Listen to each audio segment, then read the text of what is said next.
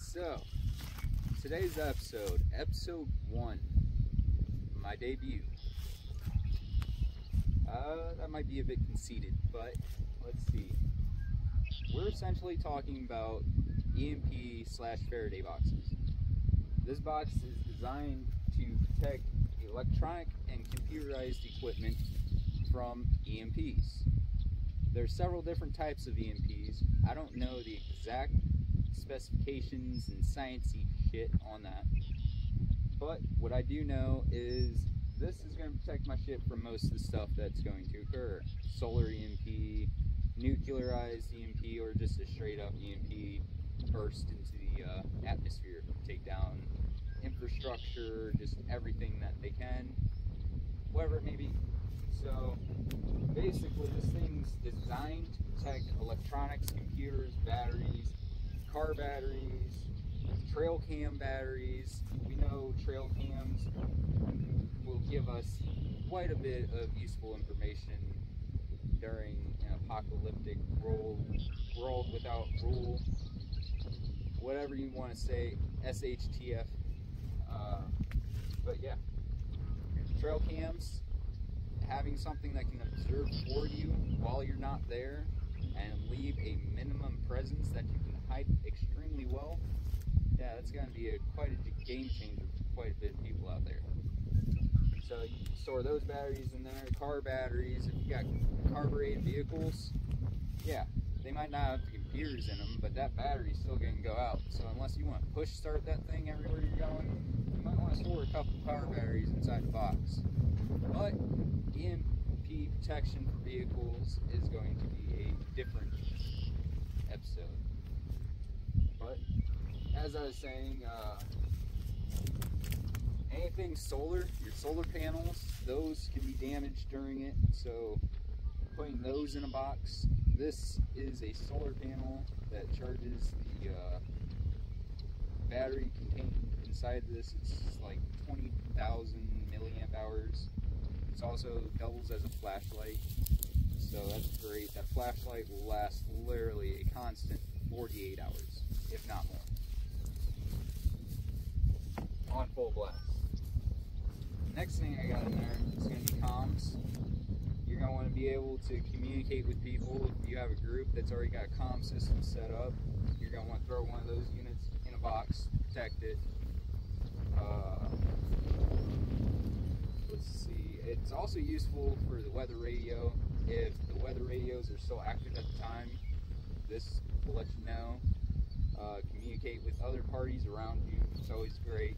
Communicating information is key. As well as, I'm going to point this out later, but hearing protection. You don't want to lose your hearing at the end of the world, because there's not going to be a doctor to help you get it back. But yeah, that pretty much covers the use for it. It'll cover the batteries in your optics, such as illuminated optic, or your red dot sights like that, your flashlights. Just about everything we use these days has some sort of battery in it somewhere. You want to try and protect all of your equipment the best you can. Your equipment is your investment. You want to protect your investments. So, throughout this video, I'm going to show you how to protect some of your investments. Let's go through and I'll show you what's about. On the ground here, I have some sheet aluminum. It was a sign on Lake Erie for a marina. I used to work out there doing construction, so I got it for free. This didn't cost me anything. Basic tool, angle grinder, and measuring tape, and a straight edge, pretty much to get you started here. I measured my box out to be, in the end, about 2 inches shy of 4 foot long, a foot deep, and 2 foot wide. In the end, it's going to be not quite all those. Most of the dimensions are pretty on. But anyways, getting back into it, we're going to pretty much go through the process here of building it. These are the side pieces. They're 1 foot by 2 foot And then you have the lid as well. That's 2 foot by 4 foot. But yeah, that pretty much sums up that. And we also have this hinge here. I got piano hinge that was also left over from a job I did on the lakefront. So that doesn't cost me anything. But yeah, that's pretty much the material wise on this part. You're also going to need some conductive foam tape, and then some foam padding for the inside if you want that. I ended up getting some. One thing I do want to say is that this is all based on the conductivity of the entire box to itself. So you want to sit there and make sure you're getting all of the paint, all of the junk off the edges of the metal that are going to be connecting, because conductivity is key with this.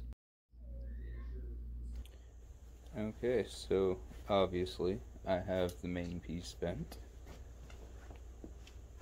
which you can now see the 2 sides, and then I also have the lid bent. Everything's clean, shiny metal. You gotta make sure that's clean for the connection. And then you have your end plates. Bam, bam. You got your lip on your top, just like you got your lip on those for that top seal for the lid.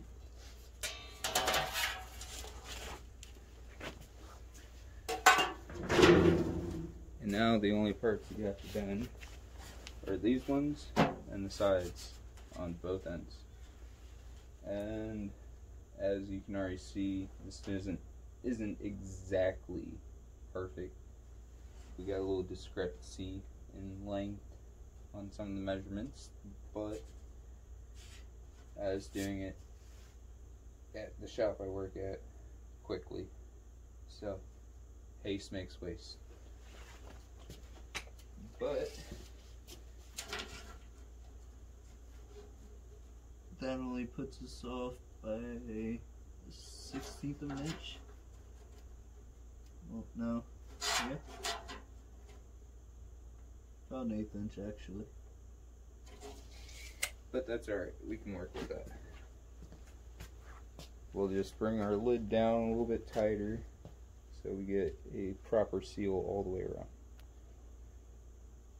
But that's pretty much where it's sitting now until we get everything bent into place. After that, we'll get taped. Obviously, that square in the middle is a hole that needs taped, so I expose that.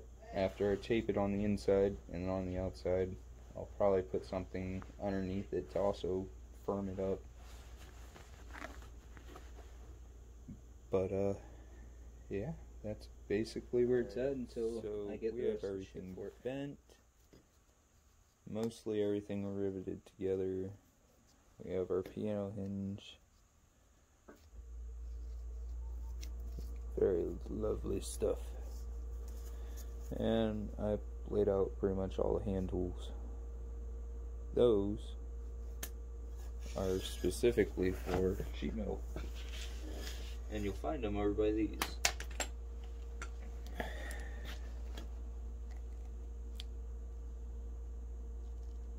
Each one of those hash marks is a 1/4 inch.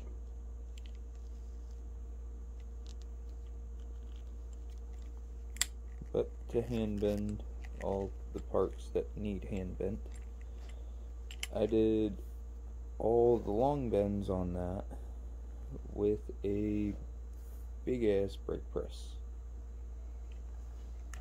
which is at the shop which I work at. So it's not in here. Not only that, it's not going to fit in here. So there's that.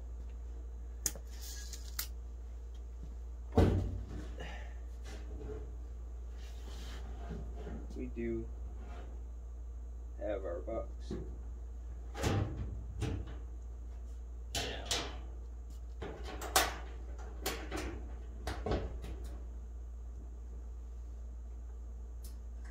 exactly measure everything completely out to the T, which is why a little bit's off.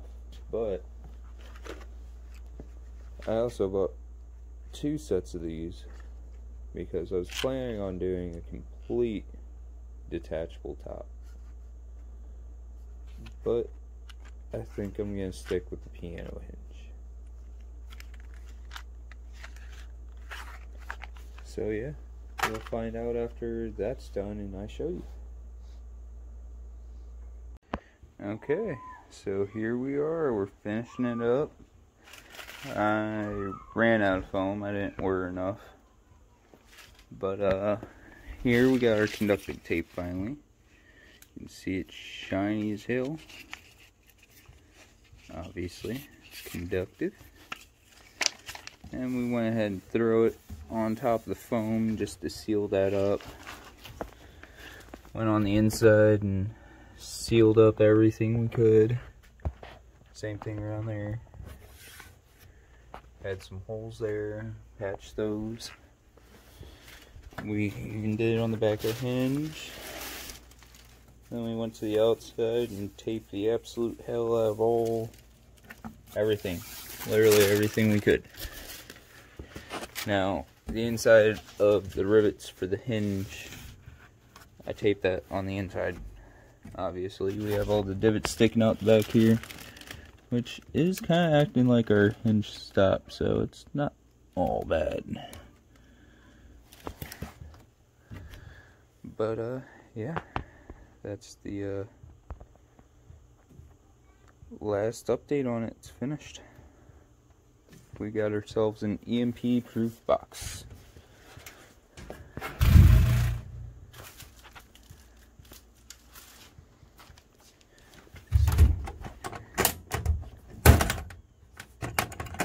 That works so well.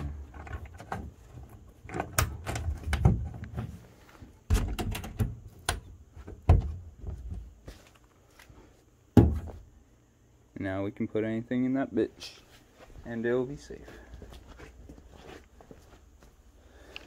Such as your red dot,